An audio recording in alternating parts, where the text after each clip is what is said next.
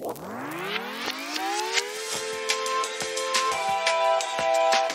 monde de la pharmacie hospitalière, c'est un monde qui m'a toujours attirée, l'hôpital de manière générale, depuis que j'ai commencé mes études de pharmacie. Puisque le métier de pharmacien hospitalier il est très varié, puisqu'on part du domaine de la pharmacie clinique jusqu'aux dispositifs médicaux, en passant par la stérilisation, l'hygiène hospitalière ou encore les chimiothérapies. Donc c'est ce panel d'activités qui m'a vraiment beaucoup attirée, qui m'a poussée à faire l'internat et donc à travailler à l'hôpital. Parce que je voulais faire de la pédiatrie. J'ai fait plusieurs semestres dans des hôpitaux où on traitait les adultes et je trouvais ça intéressant aussi de voir l'aspect pédiatrique en sachant qu'il y a des différences entre les deux.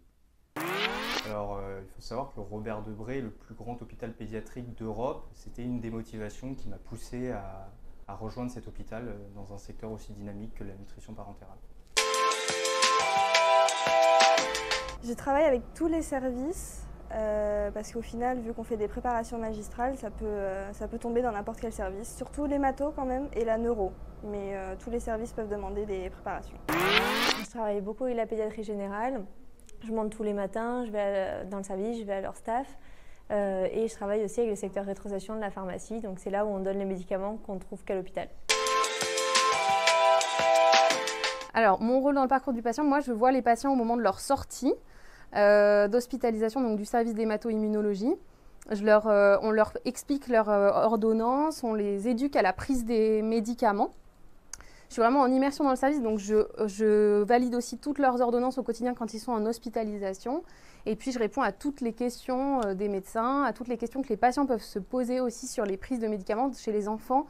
Des fois, les formes ne leur conviennent pas parce qu'ils ne peuvent pas avaler, parce que les sirops ne sont pas bons, etc. Donc on essaye de trouver des petites solutions pour qu'ils puissent prendre leur traitement au quotidien et que ce soit le plus facile pour eux de prendre ces traitements-là.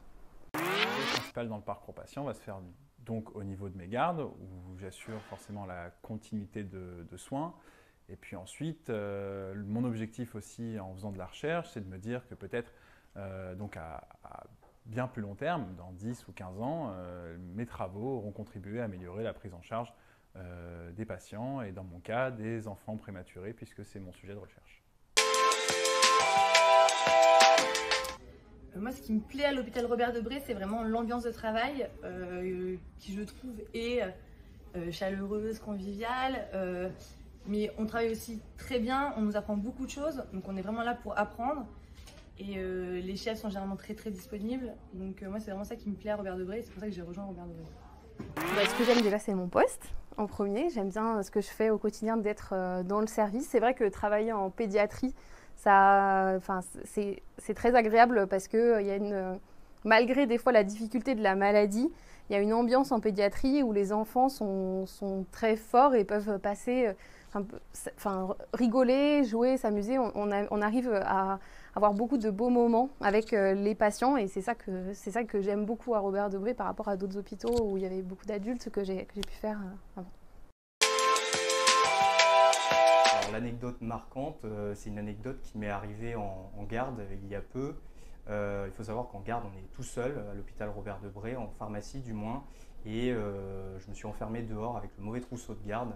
Et il a fallu que je passe à hauteur d'homme dans le passe-plat de la porte de dispensation de la pharmacie.